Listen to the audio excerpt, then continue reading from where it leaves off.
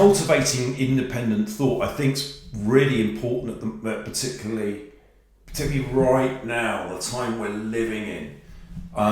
Look, there is a lot of threat to independent thought, and the reason I want to cultivate independent thought, and I call it independent thought, is because you need this to succeed. You need your independent thinking to deal with pressure and to deal with problems.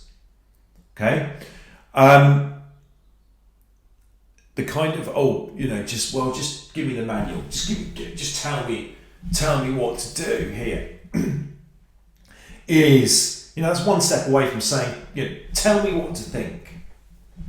Okay, look, there's a whole cohort of people. There's a whole bunch of them out there who really think that our thinking and the way we do things is wrong, and they need our help. Or sorry, we need their help. Right? It's not like 1984. This isn't a conspiracy theory. Everyone wants to change the way we think, but they literally, they're like thought professionals. I mean, you go to university. This is not true of every university. I'm not saying that, but with some, and it's simply here's what to think. All right, there's the script. Picking up newspapers, reading on the phone or on your tablet or whatever, and you can see that these the journalistic media opinion pieces. They're other people's opinions. Okay, they are not fact, and being able to distinguish between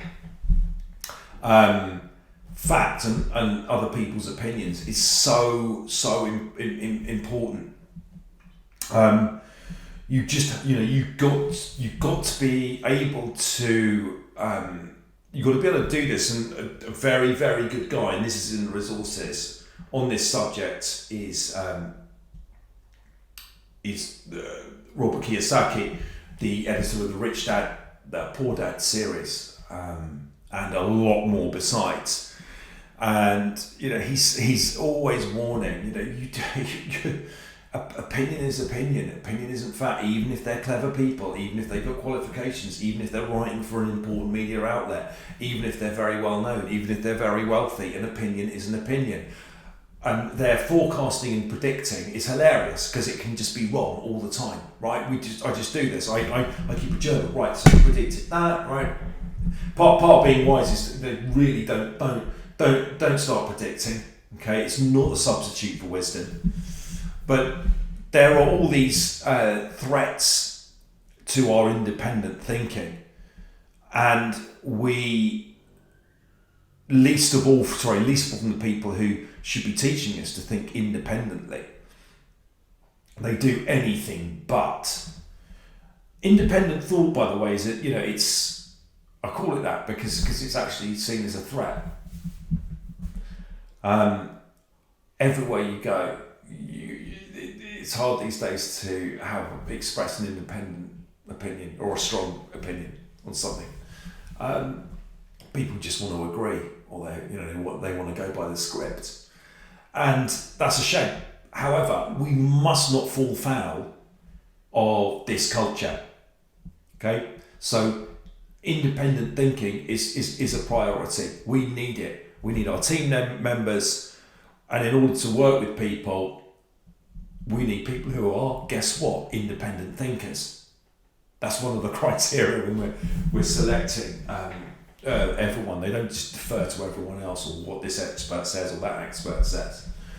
And we need to be putting in place that whole study program, the whole study process, whatever it is we're choosing to study.